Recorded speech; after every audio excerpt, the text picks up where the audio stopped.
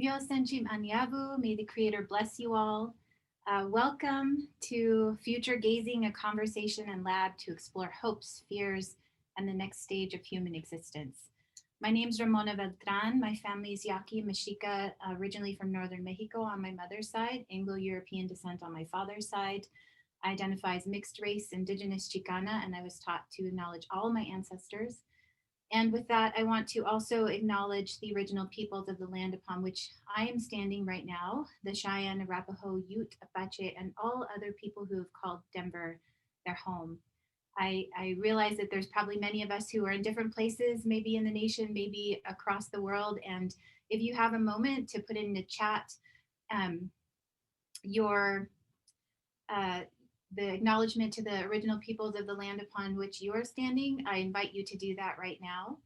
And I am going to get into our event today. I'm so excited to be here with these incredible visionaries and just to have you all here joining us on a Friday afternoon. It's sunny in Denver and it's beautiful. I should also mention I'm an associate professor here in the Graduate School of Social Work at University of Denver, and I'm also the interim faculty director for the Interdisciplinary Research Institute for the Study of Inequality. So for many of us, 2020, and let's not forget the last 4 years, but 2020 specifically has been a year full of struggle, strife, and perseverance as we've navigated unrelenting isolation and impacts of COVID-19, civil unrest and demands for social and racial justice, and an egregiously divisive political environment that rendered daily assaults on our hope for unity and democracy. For many minority communities, specifically Black, Indigenous, and people of color or BIPOC, these experiences have been compounded by complex legacies of historical trauma, that which is anchored to the past, but that continues to accumulate over time as we experience this barrage of assaults. As a woman of color, I've seen this in my life and I've felt it alive in my body. I'm sure, like many of you, just struggling through the isolation of being in your home when we are really collective people, when really our thriving depends on being with each other. But the way that my social media timelines have read like obituaries or constant calls for prayers for loved ones suffering from COVID-19 or other major losses and struggles related to daily racial injustice is a reminder that these legacies are ongoing, yet inextricably connected to a history of unjust access to the right to live fully and well. Yet, as we collectively remember that which is behind us and still with us, it's also important to imagine and create a world that is ahead of us. This conversation and brief lab will begin to explore what we can envision beyond our struggles toward a future of radical imagination and creativity. This is an opportunity to exclaim that we are so much more than our trauma. And I hope it will give us some inspiration and a moment of collective exhalation. It's my absolute honor to introduce to you our speakers for today. I'm so lucky to know these amazing visionaries in multiple venues and to have been inspired by them over time, and I know you will too. So I'm just going to go through and read a little bit about each of them so you know who we're interacting with, although I'm sure many of you are familiar with their work. I'll start with Mark Gonzales, dear friend I've known for a long time. I lost count. It's over 10 years, which is wild. But Mark Gonzales is a futurist shaping the next stage of human existence. With 20 plus years of experience spanning over a dozen countries, the portfolio of Mark reads like a lookbook of possibility. It includes connecting artisans, investors, and urban planners to tell the future story of space, pairing kid literature creators with architects to create more child-inclusive cities, convening public trust tables disguised as dinner table conversations, and building real-world applications for the emerging empathy technology field. He's been a featured poet on Def Comedy Jam, has engaged multiple TED Talk stages across the globe, and is an award-winning author. Mark today will be talking to us about his work with Department of the Future, which you saw just a little teaser for in the video that we opened with. And he's going to set up the context for understanding futurism and how we can build with imagination and creativity. Next, I'll introduce Ozzy. Ozioma Aloziem is an Igbo scholar situated at the intersection of multiple ways of knowing. Originally raised on Omaha land, occupied Omaha, Nebraska, she's been a visitor on Arapaho, Cheyenne, and Ute territories of occupied Denver, Colorado since 2015. Ozi is the Denver Public Library's first equity, diversity, and inclusion manager. In addition to her role at DPL, Ozi serves as a racial equity and racial healing consultant for several organizations across the nation. She's a social work scholar deeply committed to collective liberation and social justice. As a critical Black feminist, she prioritizes racial and gender equity in her scholarship and activism. Welcome, Ozi. And last but absolutely not least, Bobby Lefebre, welcome, is an award-winning writer, performer, and cultural worker fusing a non-traditional, multi-hyphenated professional identity to imagine new realities, empower communities, advance arts and culture, and serve as an agent of provocation, transformation, equity, and social change. His work has appeared in the New York Times, Huffington Post, The Guardian, American Theater Magazine, NPR, and poets.org. I was just letting Bobby know that I heard him on CPR this morning, so folks may have heard him today, and he was a little surprised, but he was talking about gentrification in North Denver, so he definitely has made an impact here and beyond. In 2019, Governor Jared Polis named Lafebre Colorado's 8th Poet Laureate, making him the youngest and first ever person of color to be appointed to the prestigious position in the program's 100-year history. And so many of us from his community are so proud of him, and it feels like it's a win for all of us. So thank you for being in that position, Bobby. So with that, I am going to pass it over to Mark and ask you, dear friend, to tell us about the vision of Department of the Future and help us build a foundation for understanding futurism and imagination. And just really quickly before you answer, just want to do a quick tech check. On my screen, it shows Ozi as the speaker. I don't know if other folks are having it frozen like that. Does it look okay on your end? You see everybody in the full spectrum? Okay, cool. All right, then I pass it to you, Mark. Thank you. Thank you, Ramona. Grateful to be here with everyone. I will make a request as a person who loves seeing faces. I know some of us may be used to Clubhouse now at this moment or podcasts. I will say the beauty of Zoom is that we do get a chance to see each other's faces. So if you do feel comfortable and feel like showing your face, it would be great, because at the moment I see a lot of Zoom profile photos. And we have human beings coming alive. This is amazing.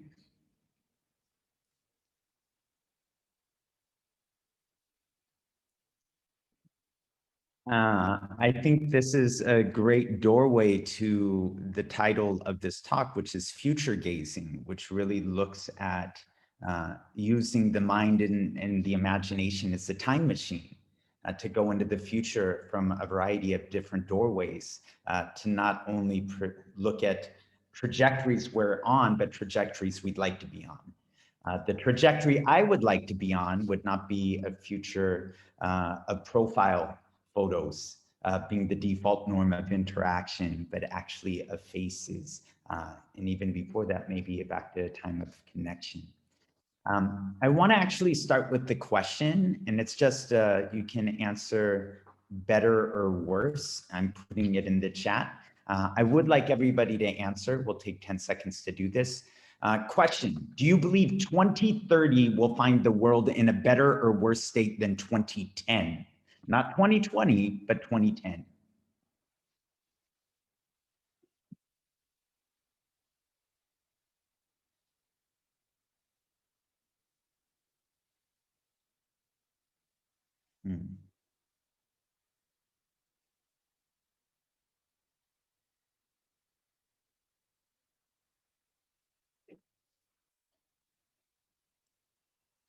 Honest, I don't remember 2010.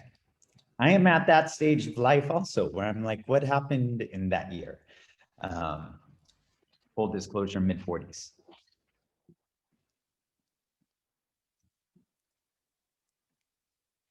Wondrous.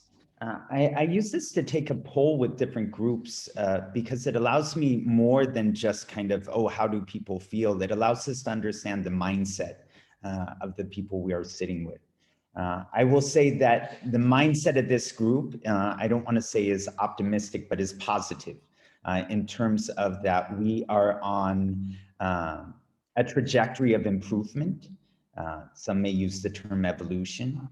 From where we were 10 years ago, definitely, hopefully better than this moment continuing up to 2030. I will say in future labs, which are spaces we create in different parts of the world, whether they're for 10-year-olds, whether they're for 50-year-olds, whether they're people within a college or they're people within a city working across different neighborhoods and sectors. Future labs are often spaces for people to envision the future from both the best and worst case scenario. And what's sad, I would say, is that more often than not, is that people believe that the world is not going to get better, that the gap between the wealthier and the poorest people of the nation will continue to increase, that with the climate change we see, will it be exacerbated, and then we will see an increase in drought and hurricanes.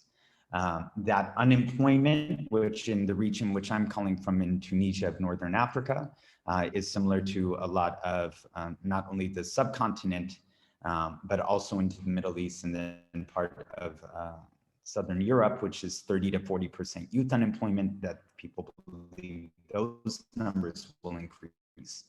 And people believe that that's going to be the norm. What I like about this group is you reject that the trajectory we're on is the trajectory that will continue. And I believe that maybe one of the reasons you do that is because you all are active in changing the trajectory that we're on into something better. And that's what future gazing is about. It's actually to look at the future and to project yourself 10, 15, 20 years in the future. And for me, I'm 45, and to say at the age 55, where am I living? Who's around me? What does my day look like? And how are the people who I love in my life living as well? And then to stop and say, well, why do I have to ask how they're living? How can I actually say, how do I want to be living when I'm 55? And where do I want to be living? And how do I want that neighborhood to look like? And how do I want the people who I love to be living as well? And then to use that future gazing as a chance to reverse engineer to my current moment and say, okay, if this is where I'm at and this is where I want to be, how do I actually move us forward? And I want to show you a couple examples of how future gazing can take place. And so what I'm going to need, I'm going to do a screen share. And so please let me know if you all can see this. Mark, but your mic is breaking up. Maybe even just put in the chat box, or do Ramona, can you do something you can see? Is this screen share? I can see your screen, but your sound is breaking up quite a bit. Okay, is that better? Can you speak again? Hello? Yeah, that's better. Your visual is frozen, but I can hear you. Is that any better? Yes. Oh no. Your video is frozen, Yes. but I can hear you. So you can still walk us through these. Yes. Is the visual on the screen share? It is. And somebody just put in the Perfect. chat that everybody on video might be part of the reason. So we could, oops, now we lost you.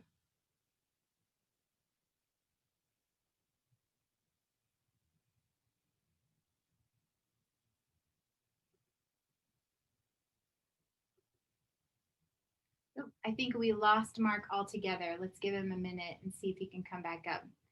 Though wonders and joys of technology. But the cool thing is he's also, he's joining us from Tunisia, which is pretty cool. So we'll give some grace for the distance and the technology complexities. So let us try this one more time. Okay, there. Hi. Maybe we should ask folks to turn off their video just Hi. when you're presenting. And then when we come back together, we can see folks. Okay. That shouldn't affect the bandwidth, but whatever people feel comfortable with. All right, you sound better. So I'm just going to do this real quick, which is watch us. I'm going to walk us through a couple different things, which was the Department of the Future helps cities, communities, and sectors envision the future from a better case scenario than it is now. Look at the roadblocks, both individually and systemically, that prevent us from accomplishing that future, and then make strategic moves in terms of how we can pass policy, sector, get investment, or build actual buildings that may be of service and of benefit to the future we want to live in. We did a collaboration with the City Council of Los Angeles. In Los Angeles, it is the City Council that sets the budget, not the mayor. And that the president of this Los Angeles City Council at the time had acknowledged that in 2010, Obama had called for a national conversation on race, and nobody took him up on it. And in 2014, there was no national conversation on race. In 2016, in Trump's election, there was no national conversation. And in 2020, we don't have a national conversation. We have people storming the Capitol. So he asked us, how could we actually begin to bring people together to speak about the difficult conversations that we avoid and that we're not taught to have, as a way of understanding what are the roadblocks to a more racially equitable city, and what could be passed in terms of policy to help make Los Angeles more racially equitable. So we did some research, and one of the interesting things we found was actually we did a state of public trust in the human heart. We found that in our current reality, 1 out of every 5 meals in America are eaten alone in the car. We found that America is not alone in that. It's so similar that in the United Kingdom that they had to appoint a minister of loneliness.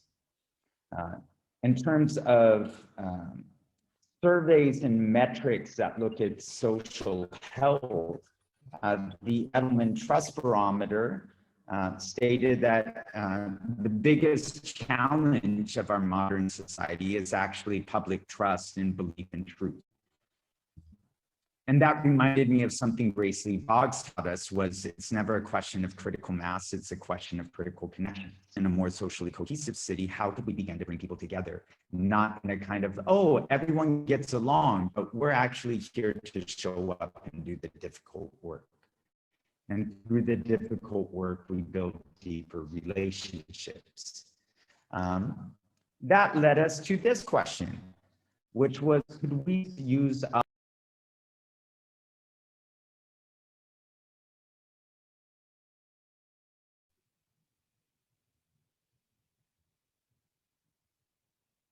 We lost you again, Mark.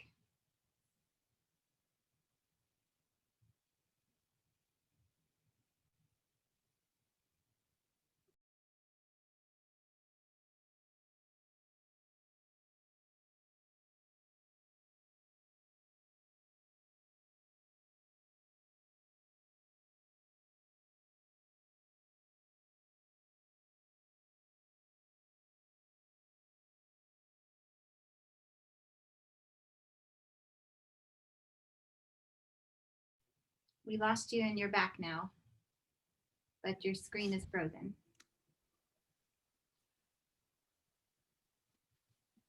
Okay, yes. This is going to be the last share, and then I'm gonna pause it and pass it off, so that way, 1, I don't monopolize time, and 2, we can also make sure that we get a good flow going.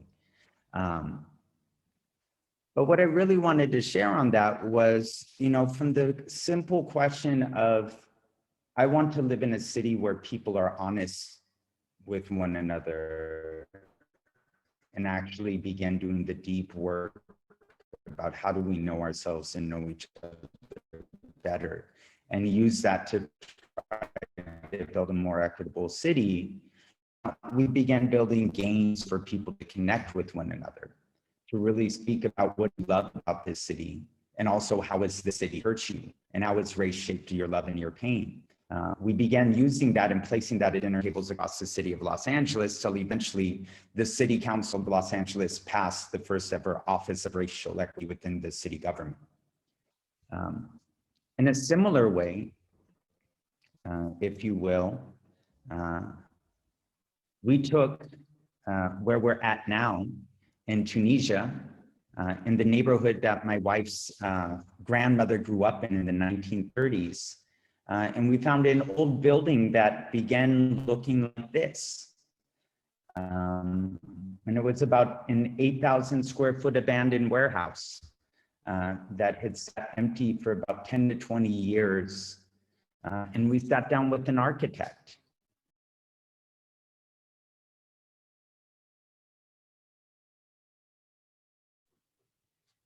So folks, it looks like we're just having lots of technical difficulties with Mark all the way over there. So I apologize for the interruptions. I actually am asking if he can send the deck to me, and then I can share and we can come back to it.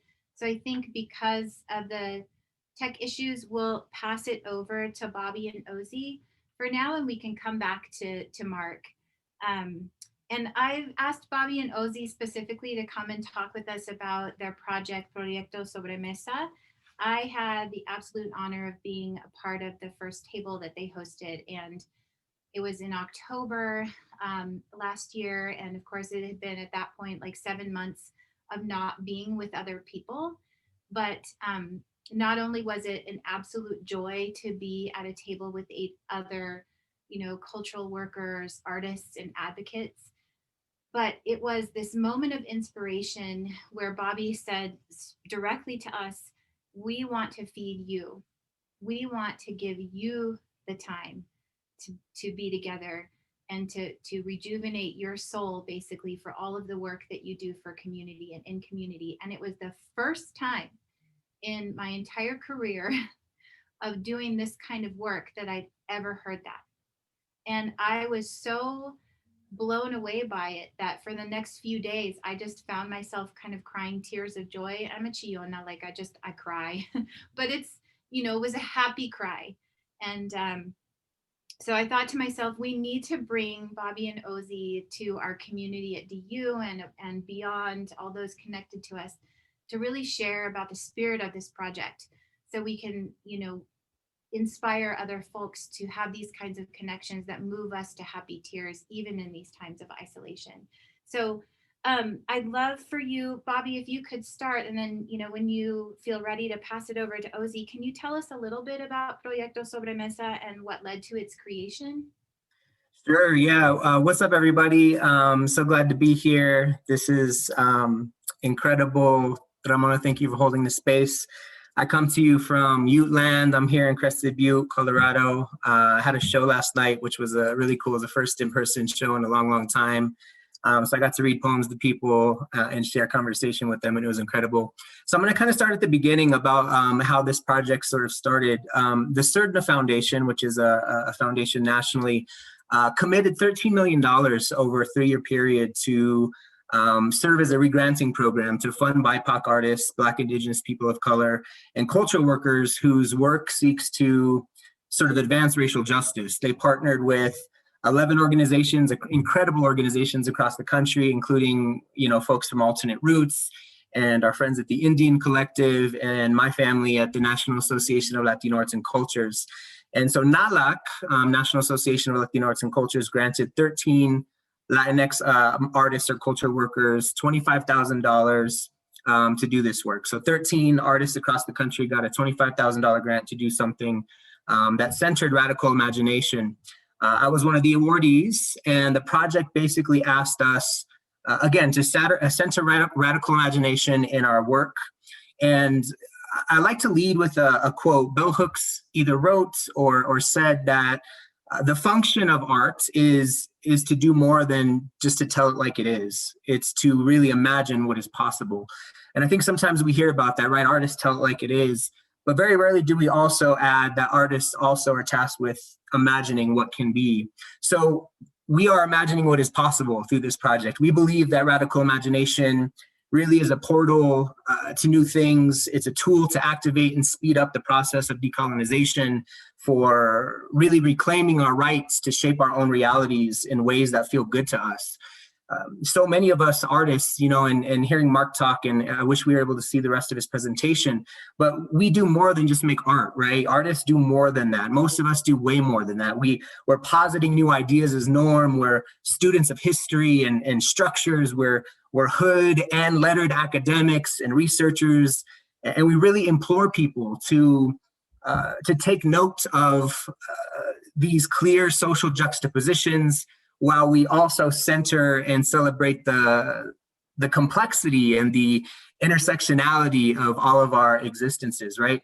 And then we make shit. So for our project in particular, I wanted to create an intercultural space for us to begin to think about and plan and dream what a real liberated future looks like. I think we talk about these things in sort of an esoteric way, but I really wanted to kind of root it in conversation and in tangible change, because we know that systemic racism and white supremacy have coerced us all to, in many complicated ways, to internalize all these things, right? To adopt the tenets of their structures, and consequently, we've been divided against each other. These systems have managed to ensure that us not coming together helps them uphold and retain, you know, the power and dictating what is valued and what cultural practices are part of the canon and which ones are marginalized. And in Denver, there's a lot of great work happening, but there's not a regular space that's inviting BIPOC together to do this work in an intercultural way. So we wanted to create that space first and foremost. And as Ramona said, all too often, these people that are doing this work, that have been doing this work, that will do this work far after it's fashionable, they're extracted from, and they're not centered. And I intended to create that space where we can reimagine our relationship between each other and celebrate a little bit, right? Capitalism needs racism. Racism feeds off capitalism. You know, one side effect of all that is this inescapable centering narratives of trauma, despair, and struggle, like Ramona said. And we wanted to center joy. I really wanted to have people come through, eat a full course meal, get some good agave spirits in them, or non-alcoholic cocktails, fancy stuff if they don't drink, and ask people to come together in a grown and sexy way, and then talk about the world that we wish to see. I wanted these gatherings to really serve as, again, a thank you, and a place where we could really imagine a new future together. So in summary, we wish to really activate a praxis by which we can realign our orientation to what we know and discover stuff that we don't, right? How can we shape a new world that we've never experienced, but we long for? I think we long for these things. How does this shaping then transmute ideas into real structural and systemic change? And artists, I believe, you know, as one, we have the ability to really help shape that collective narrative of the future. And this influence can impact local, national, global ecosystems and the psyche of our communities moving forward. If anything, COVID-19, you know, all this crazy shit we're doing now, in a lot of good ways, but it's also shown us what's possible quickly. We watched so many we watched the pivot of so many things happen because it had to, and things that we never thought we would see happened overnight. So we know that things can change when the environment is right for change. And so I think I'll stop there. When I was doing this work, you know, I knew I couldn't do it alone. I was trying to do it alone. And then I thought that I needed an extra set of eyes, another mind on the project. And so I reached out to Ozzy because I respect Ozzy's work in community. I respect Ozzy's, the way that Ozzy moves in the world. And in particular at this time, I thought it was important to have some femme energy, as well as partnering with, you know, a Black woman, a Black person during this time was important for me because we were going to talk about solidarity in an intercultural way. And we framed our conversation around 8 frames. We're talking about liberation, healing, justice, joy, solidarity, imagination, abundance, and spirituality. So I said, Ozzy, help me design this thing and let's have some fun. So Ozzy, hop in and you can chat about what your experience has been. Yes, thank you, Bobby. I'm tuning in from Denver, Colorado, which is the land of the Cheyenne, the Ute, and the Arapaho people. Very specifically, I'm tuning in from 5 Points. I am very happy and proud to live in 5 Points. And I'm very happy and proud to be a part of this amazing project and to be in community with you all right now. I am here. I could say a lot of things about this. I get very very excited about this, but I'm going to talk about accountability because it's a huge part of how we the process in creating this project, but also what we want this project to be centered around. So one of the things that Bobby and I have discussed is that we talk a lot about accountability as in members of this global community of community workers and social justice advocates, right? But we don't ever define it for ourselves. And so we wanted to start there. And so I want to also start there for this conversation. And so the definition of accountability that we use for this project and that we have been encouraging participants in this experience to use is, and Bobby, I found the actual exact definition. It comes from the Audre Lorde Project, and it is accountability is preventing, intervening in, responding to, and healing from violence through strengthening relationships and communities, emphasizing mutual responsibility for addressing the conditions that allow violence to take place and holding people accountable for harm. I'm gonna put that in the chat. So accountability is really about the work that you're doing to prevent, intervene, respond to, and heal from harm. How are you healing from the harms that have been done to you? How are you healing and helping folks heal from the harms that you've contributed to, right? We really wanted to think about, right, we're in this moment, in this time where we're naming all of these systems and all of these sites of harm, but we're not talking about what is our relationship to this harm and what is our relationship to preventing future harm from being caused. Because there is no such thing as a harmless person, a harmless institution, a harmless society. We all have the potential to cause harm, and we have a choice in reducing that or amplifying it.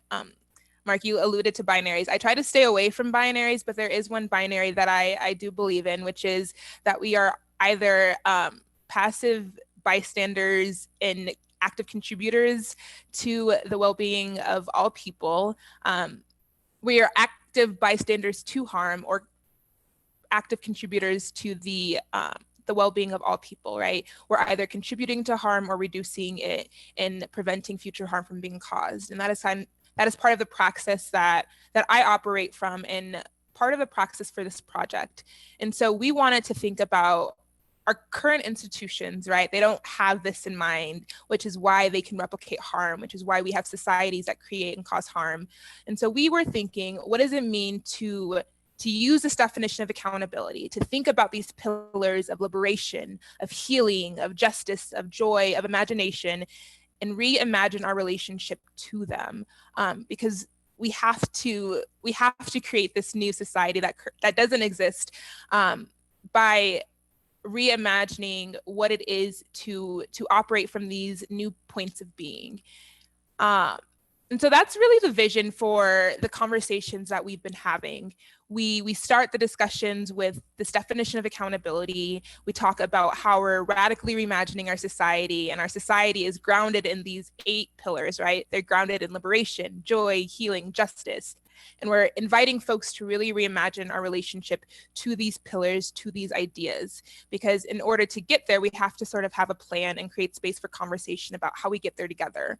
And we ask really profound questions about them. We have sentence stems like, who do you talk to about, or where did you first learn about, or how do you practice? And we put those sentence stems in a bowl, and we have the pillars in another bowl. And depending on what we draw, that is the question that we pose to the group, and we engage in discussion around it. And it's a really, really powerful experience. And it's a game that I have really enjoyed playing.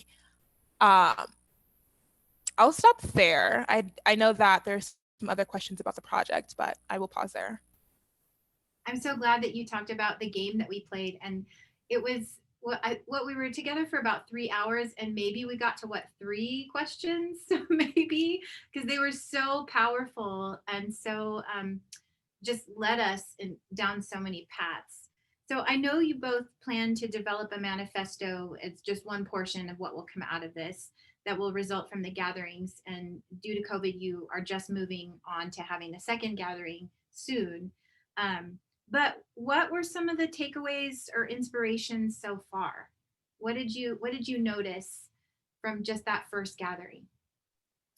Yeah, I think as Mark sort of said at the top, when we're looking at time as this incredible spectrum, one of the things that we actually were able to have our second dinner last Friday, and that was incredible. Each group has its own energy, and while the first group was sort of loud and very visceral with the way that they contributed, this last group was actually very introspective, and folks were quiet and they thought before they spoke, and everything was super intentional. And at first I was worried because I was like, man, I don't know if this is landing. But then I chilled out and I let it emerge, and the conversation was just as profound. But one thing, going back to one of Mark's comments about time and this kind of spectrum that we operate inside of, one thing that I think has bubbled to the top in both of the dinners so far is the idea that when we're talking about radically imagining new worlds, oftentimes we're talking about either the deconstruction of something and the rebuilding of something else in its place. And I think we center that sort of story or narrative as to how we get to a new place, a new radically imagined place. But one thing that I think has been incredible is there has been a lot of conversation about not really building something new, but reconnecting to the old. This includes indigenous ways that supported, life on this earth long before we did what we are doing to it now. And so the idea of almost reassessing those old ways and reoperationalizing them into the future has been something that has been really interesting, that has popped up in both of our dinners. And I think that is interesting in that when we're creating something new, we can also take bits and pieces of the things that have worked for us collectively up to this point, and then create and mold, whatever it is that comes after that. And I think that that's really important for us as we're talking about time and we're talking about what new looks like. And we also have to be conscious of this new world that we're building. We have to be really conscious that we are not allowing what we know to color that idea of what is a radically imagined future. Because in some ways, we only have access to the things that we have access to. And to completely break outside that mold. So the answer, Ramona, we don't really know. I think what's going to be beautiful is things are going to emerge. And that's part of the process that I think is radical in and of itself, is because we know that when people give us money to do stuff, the first question is, what are you going to produce, right? Capitalism teaches us that everything is a product. Everything you have to show for something. If you don't have something to show for something, it doesn't mean anything. And so what I pitched to them was a process, which was a really radical thing for me to say, hey, give me 25 grand and I'm going to do this process. I don't know what I'm going to give you, but something will emerge, and I promise it's going to be interesting. Ozzy, do you have anything to add about what's emerged, or like what? Yeah, I was reflecting on this, and there's a few things. I think you named it with this idea of we deconstruct and we do all of that. I think as academics, this is through the use, I know that there's a lot of academics in this room, that we are taught to analyze, and analyze essentially means taking things apart, right? But when are we taught how to put things back together and to construct something new that has never been, when there are no real roadmaps or directions? It's Adrienne Marie Brown, and I talked about this the last dinner, that says that when we're challenging these inequitable systems, when we're trying to build these new equitable structures, we're attempting to create something which does not currently exist, which requires a certain amount of creativity and radical imagination that we don't often exercise or find room to exercise and practice. And so these dinners have been really a space to do that. And it's been really cool to see folks who maybe haven't had time to dream, envision, and practice that muscle of radical imagination, to do it in real time. And that's what the work of Afrofuturism, of Indigenous futurism is really is, right? It's how do we imagine these futures and place ourselves in these futures and think about who do we want to be in these futures? How are we existing in new relationships with one another? And what does our society look like around us? So that's been really cool. I will say one of the things that I like about these dinners, and this is because of COVID, but I think it works out for our favor, is that these dinners are small because it's not really about the amount of connections, the number of those connections, right? It's about the quality of those connections and the amount of how deep we can get in those discussions, because there are only 10 people at this small dinner table. It is really cool to see how we're growing this connective tissue, because it is such a small kind of microcosm of this wider Denver community of folks, because there are a lot of similarities, but because we are creating this more contained space, we're creating a new way to come together and to heal together that I think is really, as a social worker, I think is a really important intervention strategy, especially when you're thinking about folks who have been who have experienced chronic racism, right? How do we create space for folks to heal that doesn't feel kind of clinical or what have you? How do we engage in community engagement in a way that is trauma informed and is filling people up and not depleting? And so as a social work practitioner and scholar, it is really, I don't know, it's giving me food for thought in terms of how do we engage in trauma informed community engagement, and how do we also just create communities for folks of color so that we're helping heal some of this racialized trauma. So good. Thank you. I know for myself, hearing you talk about futurism, it seems like the questions are easy to answer, or imagining into the future is an easy exercise. But I've been working with two other Indigenous women to write something about the field of social work, and we're trying to imagine ourselves beyond anti-racism, beyond anti-racist work. And on my own, trying to write this, I just really struggle with what would this even look like. And it's not until I come together with my sisters that we start, throwing out these ideas and these possibilities and laughing and imagining ourselves in a wholly different world. And I know for me, being a participant in your first table, and glad that I was a part of the loud and boisterous one. But what I noticed was, despite the fact that we were all, very vocal, was like there was this equitable exchange of time and ideas. Like there wasn't a lot of awkward pauses. There wasn't a lot of people stepping over each other.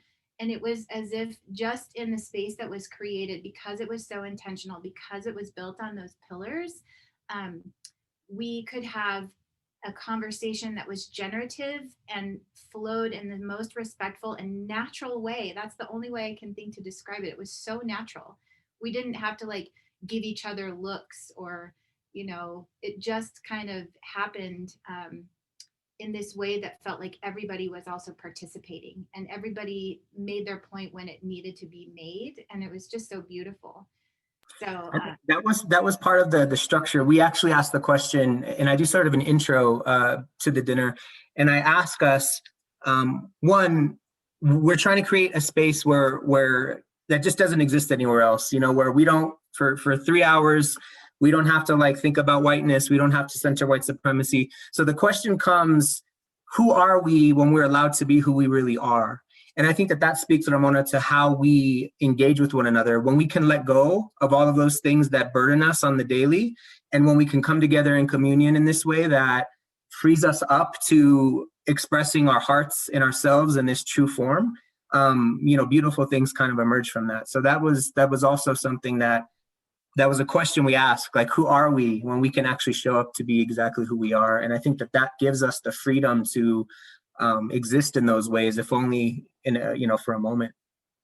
Yeah, and you both just reminded me of a very quick thing. In terms of thinking through the dinners, it is a very random thing. Bobby a while ago asked on his Instagram, who moves you in the community? Who are folks that you are inspired by, that you really look to for inspiration or motivation or what have you? And those we turned into a list. And each time we're thinking about the dinner, I dump it into a random generator. So it isn't based on like, who do we want at this dinner? Like, whose art do we already like respect and are familiar with? It is really random in that way. So it is creating space for relationship to build, because when we think about social justice, right, social it's at the core of that, which means that any social justice that we have has to be relational, and we have to practice creating relationships with folks we don't already have established relationships with, so that we are constantly thinking about what is our relationship to one another as we're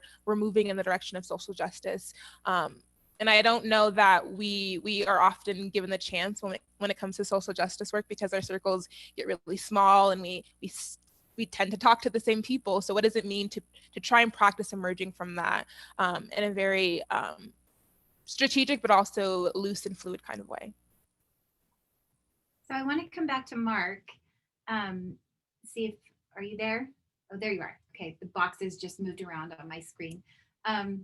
So we lost the last bit of what you were presenting on, but I know that a big part of what you were sharing was about the tables, that initiative, that the dinners across Los Angeles. And I'm just wondering if there is anything that you wanted to share with us from your presentation that connects to what Bobby and Ozzy have been talking about, or if there's any points that you made that we missed before we move on to the next kind of set of questions. Yeah, I think there's, and thank you, Bobby and Ozzy. You know, one, not just for the presentation, but for being and being in the way that you all are being at this moment in human history, which is quite an intriguing moment that we're all living through in real time. I think for me, if you're asking, which the Embrace LA series was actually the third version of how to use the dinner table as a connection point for communities and people who are not only fragmented from other groups, but also were fragmented from themselves. And it really emerged from a lead up to the 2015 and 2016 election, which we had a lot of conversations within organizing circles, within change-making circles, of watching what was happening and knowing what was going to happen. You know, sad when it did, but watching it emerge.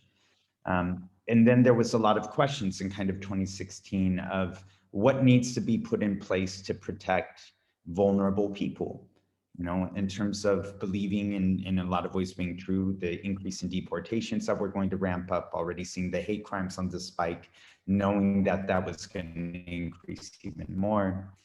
And there were all these ideas that were floated out. People were like, we need a kind of like local defense force for people to protect people. We need this. And one of the things for me was, as I was looking at a list the foundation had presented, was like, what do you find intriguing, you know, in these proposals we're receiving? I said, well, you know, if I'm to be honest, I said, every one of these is absolutely necessary, but none of them is new. I was like, we've been doing this, and we did this. I was like, this is 2006 comprehensive immigration reform. This is 04, the Iraq War. This was 80s to 90, the Reagan era. This was the fear of the 1930s and 40s and the mass scale deportations. Like, I was like, this has always been done. And I said, I feel we need actually to ask, what do we need to do in addition? And they're like, well, what are you proposing? And I said, you know, I don't have any bold answers. This is what we need to do. I said, but the reality is I don't know how to move the needle on any reality where people do not know one another or do not trust one another.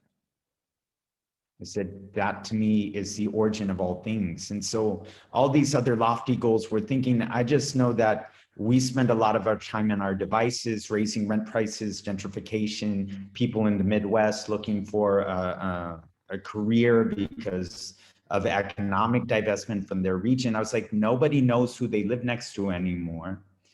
We all are in a constant rotation. Most of us think communication is a chat box now. And I said, I just want to connect, create spaces for people to see one another and find out what happens from that place. And that's to me the core of what I feel Ozzy and Bobby are doing, which is that's the source of all futures, which is we have to spend time with each other, and we have to sit with each other, and we have to be willing to understand each other on a deeper level if anything else is going to move forward. Then the ways we do that, I think there's some parallels, there's some differences, there's a creative space. We were looking at a policy space. We actually did something kind of similar, but also different, Bobby and Ozzy, is here where I'm at I'm in a UNESCO World Heritage City, the old city, the Medina of Sus, which was built in the 600s.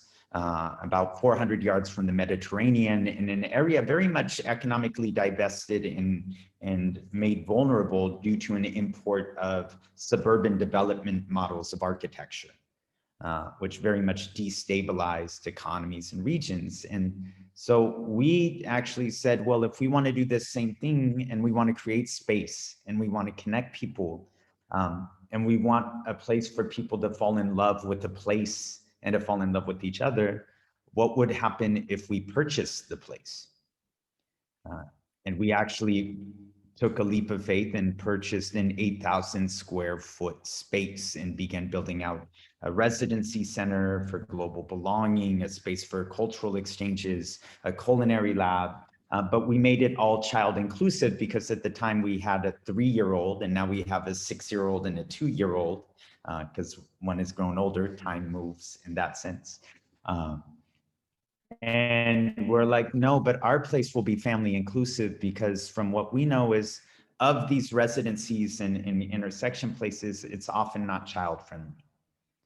And if it's not child friendly, then we know we're primarily excluding women, single families, caregivers, but we're also excluding the entire future, those who are carrying the baton, not just inheriting, but will take the baton and carry it forward. It's like, what kind of future is that? And so we actually are building basically a children's design studio within the place as well, for the kids to play.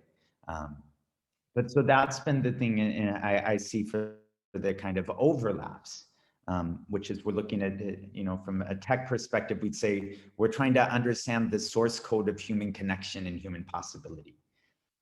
And we know that the source code is actually sitting with one another, and the way that we've done that across time, to Bobby's point of the indigenous wisdom across global indigenous communities, is our connection technology is the dinner table.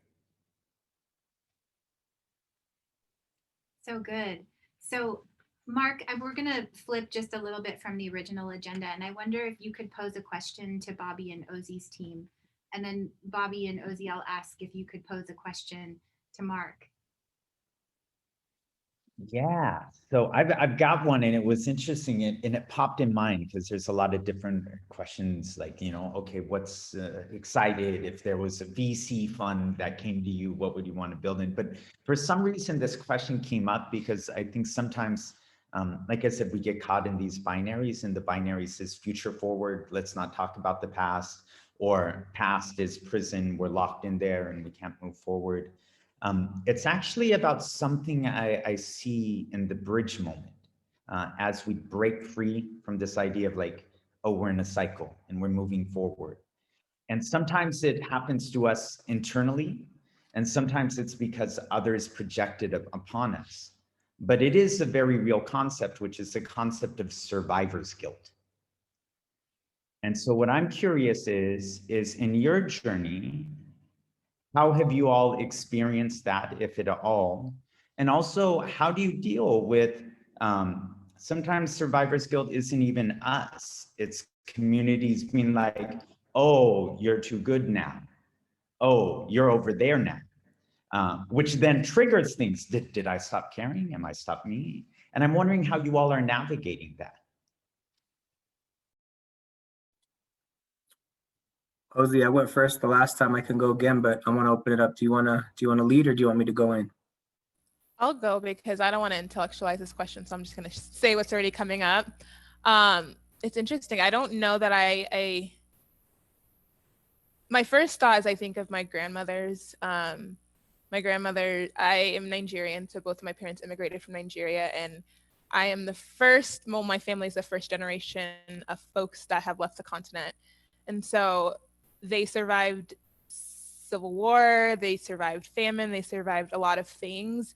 And I have been thinking about, because of this project and just part of my own personal and professional praxis, is how do I live a life of pleasure in honor of that? So not necessarily like doing the things and like feeling indulgent and being indulgent and like having a dinner with my friends that I care about. My friends, well, strangers turn friends at these dinners. How can I think about that as contributing to the people that have come before me, and also as a way to pass on something different? Because I think part of survivor's guilt is that generational trauma, right? That we pass on to the people that come after us. And so what does it look like to pass on generational joy and generational, I don't know, pleasure, where you are just filling up on how good things can get, even as things are really ugly and scary and dark around you. So I try to avoid survivor's guilt as a political praxis, I think, in honor of my ancestors. That's really, really dope, Ozzy. I love that look, that outlook. I struggle with this, to be honest with you. I exist in so many different spaces. Again, so in addition to my work as an artist, I do a lot of arts advocacy work. I do a lot of stuff in city government. I do stuff in community. And so when you're talking about this bridge, I literally saw a bridge, and I was looking at the 2 points that bridge has to sort of be the strongest, right? That it has to be strong on both of these ends, these different ends that hold it to suspend, and in the middle when you're crossing, it needs to be solid for that footing, right? And so I think about that because there's two things that are beautiful about the work that I do. One, I have the gift of people's ears and hearts. As a poet, I'm able to contextualize our existence and create conversation based off of these words that come from me that generate conversation. And then it's also difficult because you feel like you're under a microscope sometimes, that your work's under a microscope, that there's this unfair burden, that's placed upon you, but you almost ask for it when you do the work, when you put yourself and you're vulnerable in community, when you're vulnerable in these spaces, whether they're community or professional. And I really do see myself as a bridge between the groundwork and all of these other things, because I am tied into these systems and institutions that I'm also trying to change.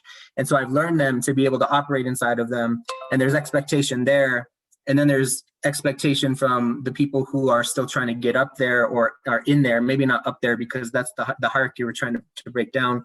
But I struggle with it because I do feel that I'm blessed. In a lot of ways, I carry a lot of privilege. I have advanced degrees, I have access, I have, social, political, economic capital in some ways. And so trying to balance that sometimes gets heavy, but it all boils down to the work. It's like, okay, and it's always about the why. Why am I doing this? And at night I can sleep because I know why I'm doing it, regardless of what the perception is of who I am or why. That's what it's rooted in for me. It's like, where are we going? How can we do this together? How can I just be a vessel for this work? How can I lend my talents and my time in a way that is in a collectivist sort of way? I'm bringing everyone with me when I'm in these spaces. And I think that's one thing that I'm grateful for this project, is that NALAC, the National Association of Latino Arts and Cultures, they're really allowing us to make these little tiny ripples in our communities so that collectively we may be able to move forward in a new way, and that we can maybe erase some of that guilt or whatever it is we feel in those times when we do. So super profound question, man. I never really thought about it that way. So good. And I wonder if you all have, and I imagine that question really applies to everybody who's here, who's doing work in community, and your responses also have some inspiration and some skills to share. I wonder if you have some questions for Mark, or just one question. I'm looking at time and thinking about next steps on the agenda, but if you have a question for Mark. think you had something, Ozia. Yeah, it's a couple of questions combined in one. But you can respond to whatever part of it your heart speaks to. And it is, hold on. As a visionary and dreamer of dreams, what is your radical vision for liberation? How do you engage atrophied imaginations? And what will your experience of the world be when we win? So those are big questions. So pick any combination you would like.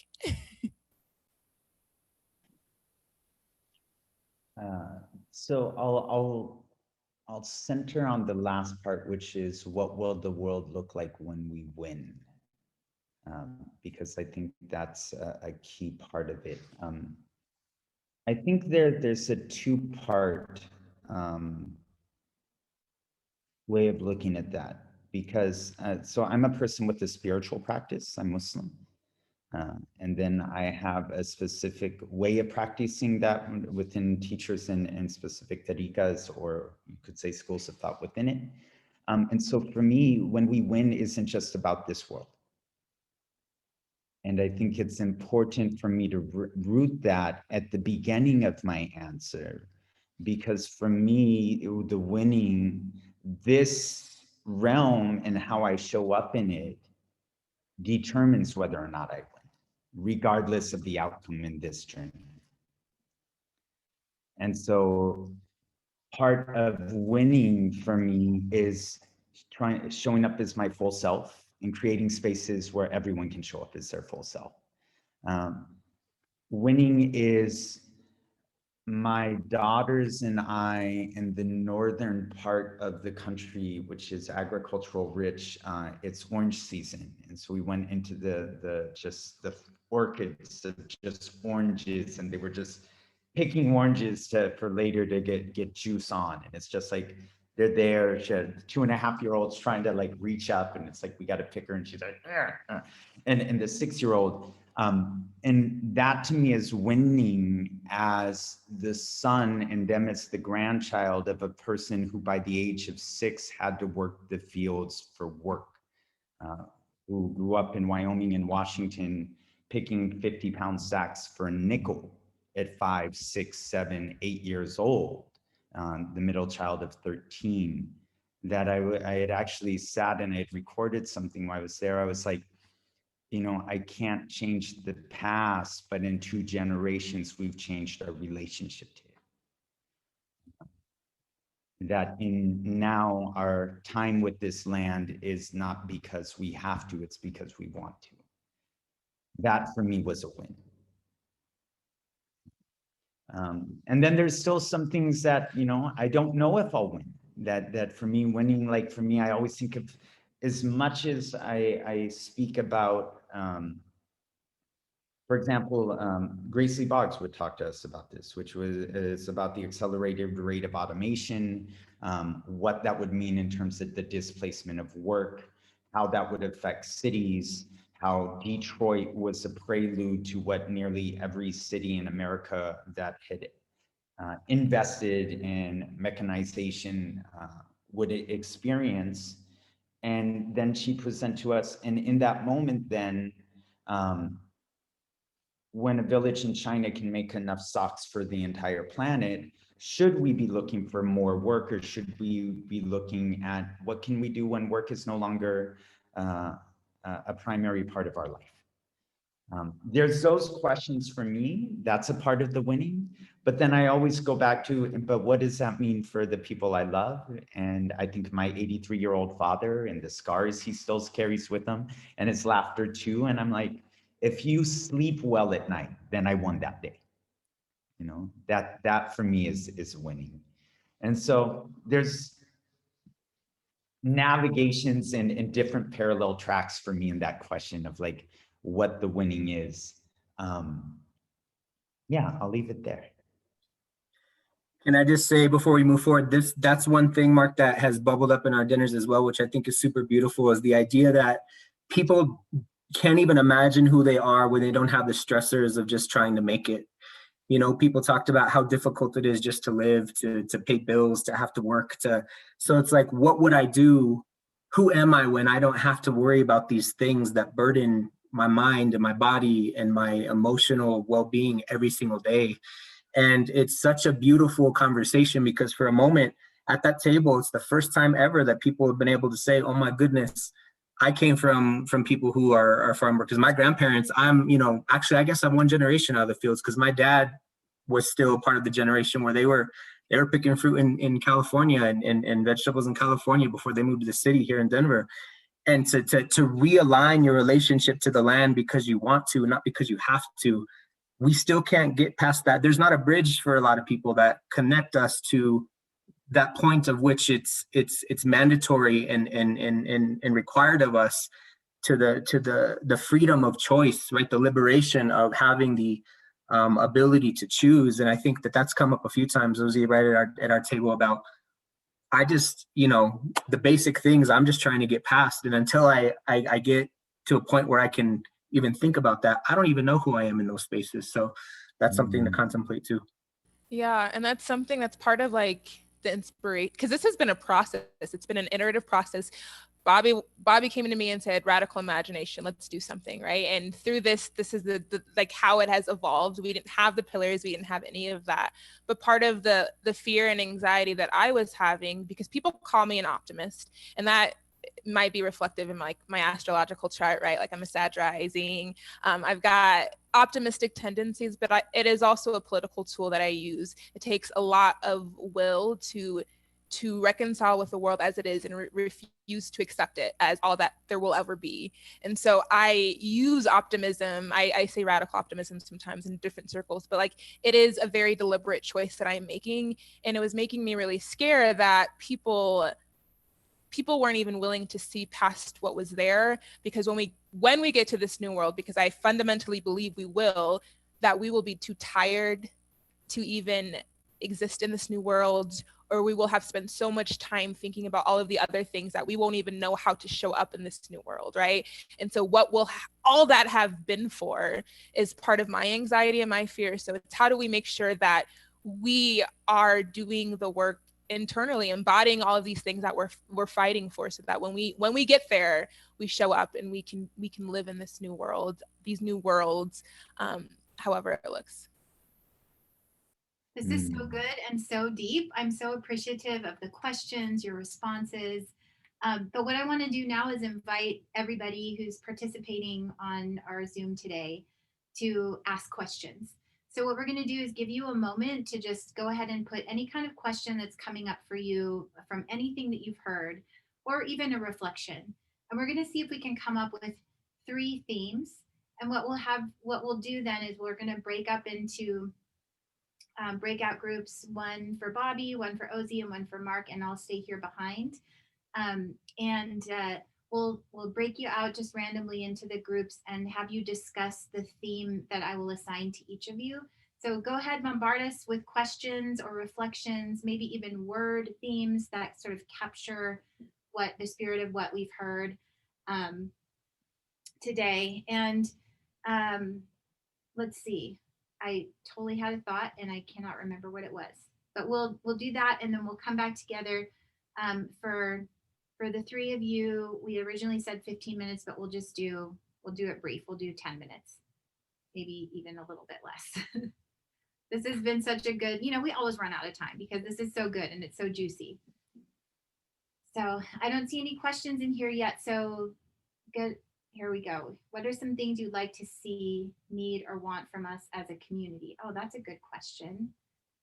So what are needs, or what would you like to see from the community? That's a great question. Other questions, reflections, thought, words, friendships, relationships. Yeah. Yes. Something so simple, something the children really know, right? The children can teach us about that a lot. Mm-hmm. So what would we like to see from a community? Building friendships and relationships, conversations across cultural and power divides. How do we do this in a meaningful way that centers equity, and radical beginnings. So building relationships, what do we need from community? Conversations, how do we have conversations across culture and power divides?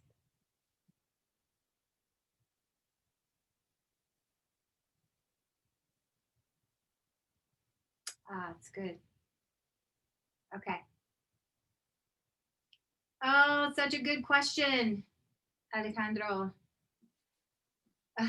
Okay, so I'm going to make some executive decisions here, and we'll do, Bobby, if you could take this, how do we bring conversations to farm workers, construction workers, dishwashers, janitors, factory workers? How do we do that doesn't, privilege being able to talk in the middle of the day? You saw his question, so good.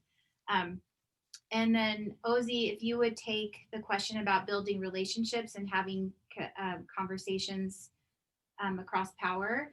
And then Mark, how do we have more of these kinds of conversations? How do we create the spaces for more of these conversations? Sound good? Okay. So we'll just have about 10 minutes, maybe even a little bit less. I might call you back before then, and we're going to break up into groups. And Nate, our tech person, is going to split you up now, and I'm going to hang back just in case folks just want to stick around here and chat. Welcome back, folks. We're just waiting for the other groups to come join us. Here they are. Oh, Lindsay. Oh, yay. Oh, good. I've been here the whole time. Don't worry. Yay. Just soaking up all this goodness. Thank you for being here. Thank you. Oh, it's nice to see everybody's faces now. Yay. Okay, and I see Mark and his group. So we got everybody back who is in your group? Okay, cool. So I thought we could take maybe around 10 minutes and just kind of do a share out from what came up from your discussions. Either anybody from the three of you want to start? I can start. Yeah, we had a pretty great conversation around, how these structures, were created in the first place that value certain people or certain ideas, certain identities, certain accolades, and devalue others. And what is the conversation Alejandro brought to, a really good example to the forefront was like, my family works in this factory together. What is their conversation around these issues sound like? Because they're talking about it too. And so they may not have the language that, academics have, and we also talked about the kind of co-opting of like even community organizing and how sometimes I've been in spaces, to be honest with you all, that like, if somebody, like the whole pronouns conversation, right? Some people don't know like why we do that. And it's not because they don't care. It's because they've never been introduced to the process before. They don't understand it. And we intellectualize these things, and we almost like shame people instead of educate folks or like share information. And so we've also in these spaces done a good job of alienating and marginalizing people through what we know, as opposed to bringing people in. We're calling people out instead of calling people in. So we talked about ways that we can amplify and center those voices and get rid of the hierarchies that say this is valued and this is not valued. How do we allow those folks to have that conversation in a more robust way so that we're not pushing them into what we think is the way to do that, but we're allowing centering their way of doing it as a new potential way that we can adopt to exist in the world. And so until we do that, until we look at things in a more kind of circular power structure where things move around and it's not so top heavy or it's not so rooted in power, it's going to be hard and it's going to take a lot of work, a lot of conversation. So yeah, thank you. That sounds like a really good conversation. Totally feel all that. Who wants to go next? Ozzy, Mark? Yeah, I'll go next. So our question was conversations across cultural and power divides. I'd love some thoughts on how to do this in a meaningful way that centers equity and radical beginnings. We first started by just introducing ourselves and what we do as a way to model that we're already doing that in real time right now in this space, right? We forget how easy it is to do the things that we already know how to do because all of the other systems pull these messages into us that get in the way of our natural ways of being. And I think our natural ways of being are connecting with one another. And so it's just one, remembering how to get back to this place of authentic relationship and dialogue, but also doing that work in terms of self-reflection. What are my identities? How are they showing up in this space? How are they interacting with the people in this space? And constantly asking those questions, because your identities stay the same, right? But who you are in the room, depending on the room, is going to shift. And so how are you making sure that we're also thinking about who we are in the different spaces and places that we're in, and how those different identities might be interacting with one another. And then I think building onto this idea of like doing that self-work and that self-learning is understanding that that learning never stops, right? We don't become an expert and all of a sudden we don't need to be thinking about these things anymore. Before we ended, I was trying to tie it to a metaphor, but we can think of white supremacy like the pandemic, right? We all, I think in this room, are sensible people, and we know that we need to wash our hands and wear our masks and social distance and do all of those things.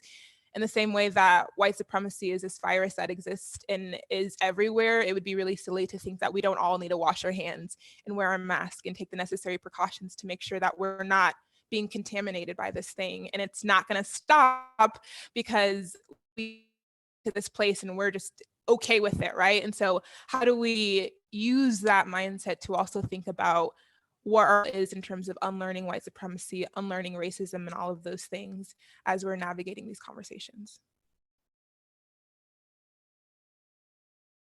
Mark, thank you, Ozzy. So good. So we had simple questions in our group, like how do you handle with white savior mentality who takes up too much space? How do you bridge people who have good intent but continually mess up? How do you keep positive, simple things that we can resolve in a couple minutes? And then we also had, for me, we're giving love to Lindsay, just some positive energy from Lindsay to open up. And so what I will share, I wanted to go over to a couple different things, and I had written in the chat, which was, it actually ties to both Alejandro's question of reaching certain people, and then how can we reach more people,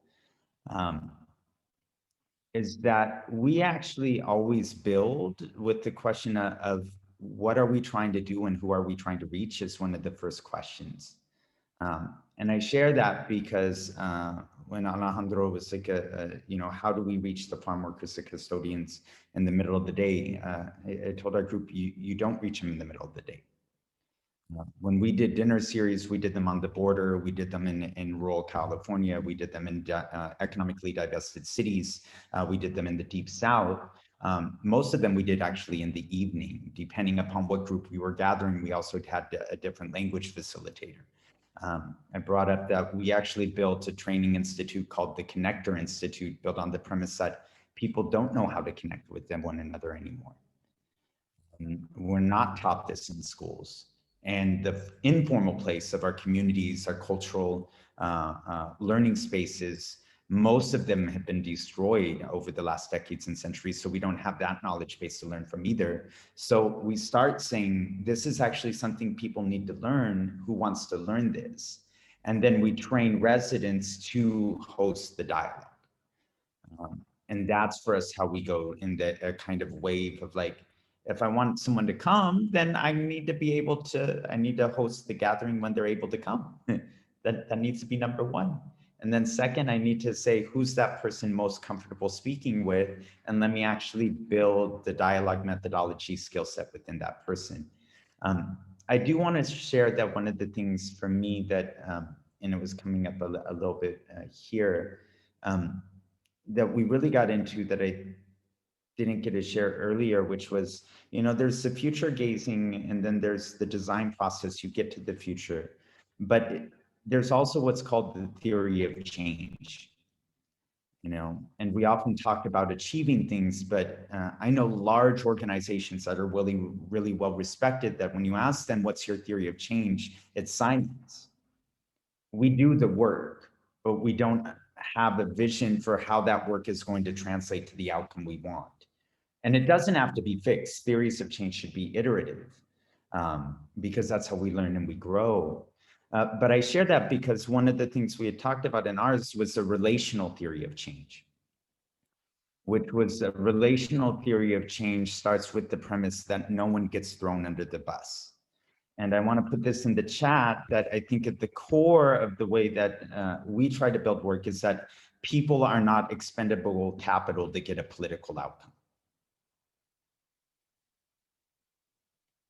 And that if we lose sight of that, then whatever good we'll gain will eventually will devour itself. It'll turn in on itself in the long run.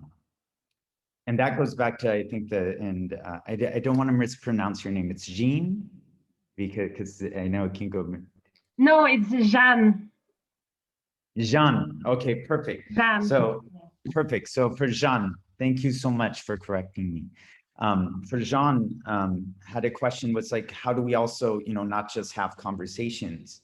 And I said that for us, we did build a policy outcome, but that also I want to respect a conversation for a conversation. Or how wonderful is it to create a space where human connection can occur? How wonderful is it for a space to unlearn who I think I am and who I think you are, and to just be, and to reshape our identity in that moment itself.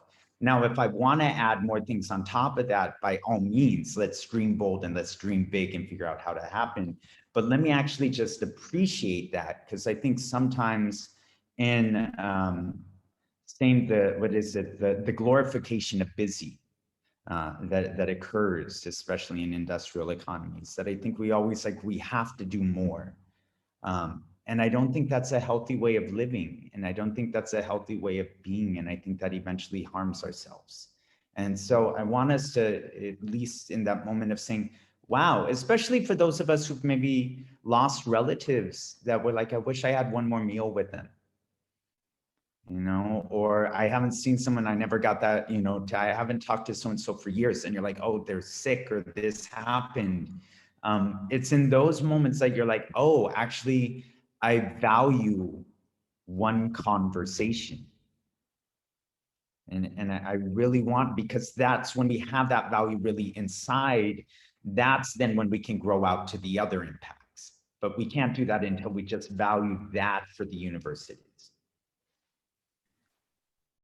Can I just chime in real fast to give an example of one way to operationalize this, I think, organizationally speaking, or at least something that I am piloting right now, or am attempting to pilot, is taking these ideas here and bringing them into organizations, right? Because we are not, our identities show up in these professional environments. And so how do we ensure that we are also contributing to the professional health and well-being of our employees is something that I'm constantly grappling with. And so as part of that, one of the things is to create these points of connection, specifically for the goal to challenge racial inequity, to promote racial equity as library workers, as individuals who are tasked with serving the public in very specific ways. I think it's important that we're trained in these things.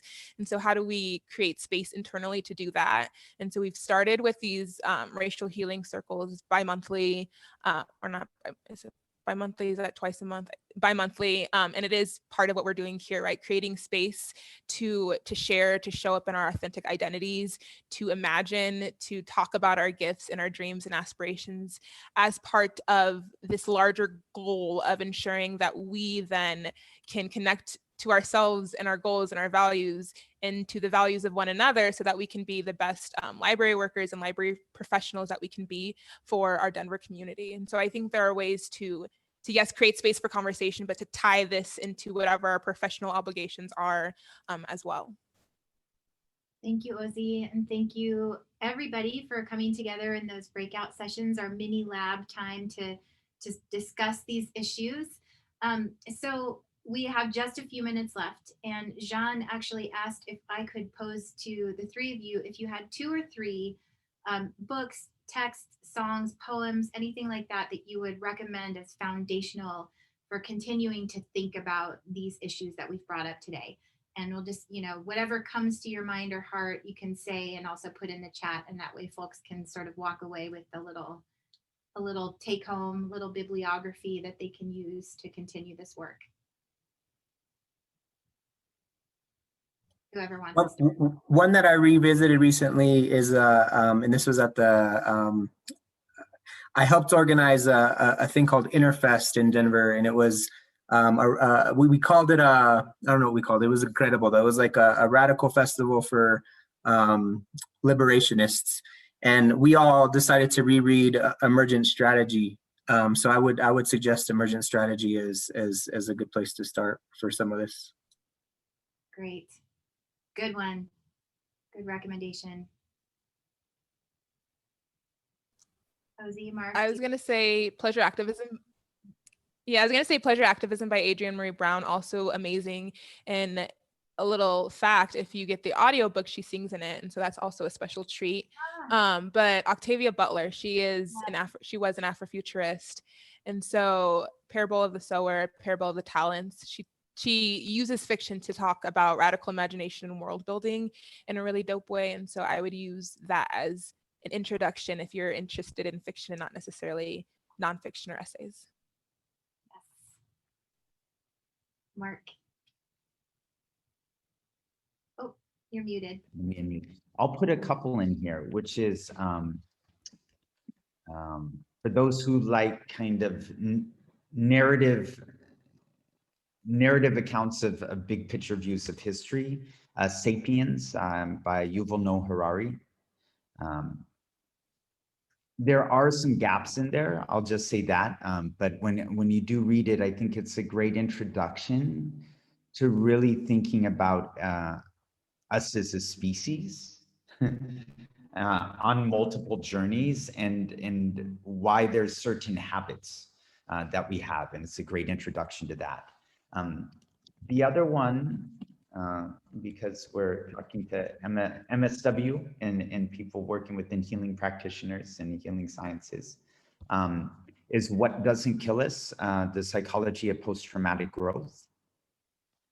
It's a really great read, especially in terms of its visualizations of different ways of not only trauma response, but to move beyond trauma-centered dialogues, and really understanding human beings on multiple trajectories that include harm, rebound, recovery, and growth in multiple stages of life. And the last one is actually a group that I collaborate with that I really love, which is the Gilded Future Architects, which is future architects and designers on different continents. So we're connected to both the ones in the US and the ones in Africa. But I think it's a great doorway to those who are saying, how do we take the concepts we do and institutionalize, optimize, and scale them? Even just going through their site, it's a lot of fun to look at like what are the different initiatives that are going on. Awesome, thank you. Okay, so I'll just a little plug here. I just published with an all BIPOC group of women to a piece on historical trauma and post-traumatic growth. And we imagined a model based on the cosmos around how we could heal in a mass kind of way, in a collective way. So if you're interested in that paper, you can send me an email. I'm easy to find on Google and I will send it to you. I'm really excited about that. Also listen to Kenny Starr. Follow, and she does poetry as well. Follow the NAP Ministry on Instagram, and Indigenous artists and beaters actually have a lot to say about futures and creativity. So I realize we've got 2 minutes left, and I asked Bobby to close us out with a poem today. So we are going to send you on your way with a poem from our poet laureate. And then I'll just ask Mark, Ozzy, and Bobby if you would stick around for a minute when folks leave. Thank you.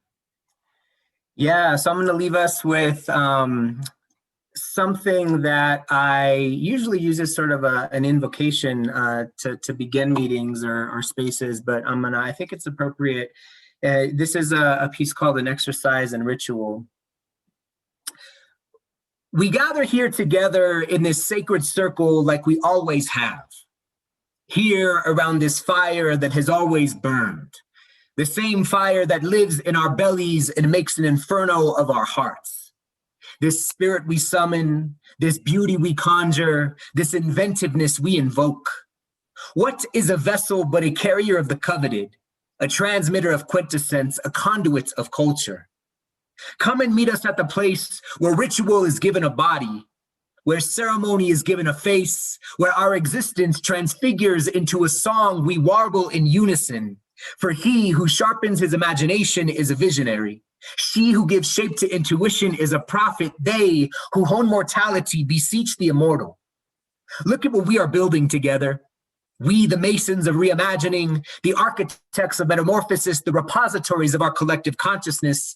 Blessed be the makers, the ones who set themselves ablaze willingly to warm the masses, the ones who traverse the unknown, giving life to the unseen. Join us as we turn ourselves inside out. Watch as we illuminate what kindles inside our bones, these places where we find and lose ourselves at the same time. These messages we devise with purpose, these aesthetics we mold from the supple clay of our minds. Join us at these holy places of abandon, these playgrounds of ingeniousness, these geneses of more inspired tomorrows. For who does not admire a flower unfolding? Who does not feel the warmth of the sun shining boldly upon their face? Whose feet do not move at the coaxing of the drum sound? Come and meet us at a new juncture where expression devoid of consciousness is merely decoration, where art is an insistent incubator for justice, where equity and access are an altar we decorate with the flowers of promise and purpose. For what is it to highlight the margins but in attempts to balance the scales? What is a raised fist but a war cry in the language of the purposely silenced? What is dissent but an innate aversion to the confines of the status quo? Art and culture is a communal land that does not know borders, a common language we are all born speaking fluently, a right that has been paraded around as a privilege for far too long. Come and help us rip the esoteric from the sky.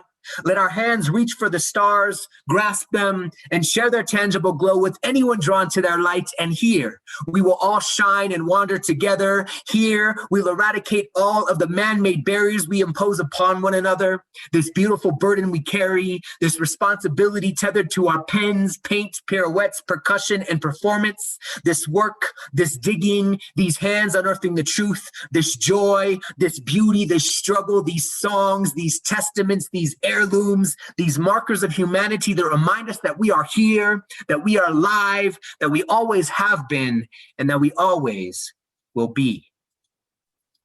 Yay! Thank you so much. So good. Thank you. Wonderful. Joined us today. Thank you for your time, for spending the afternoon with us. And please feel free to keep in touch. All of us are fairly easy to find. And just have a beautiful and blessed Friday afternoon and weekend. Thank you all.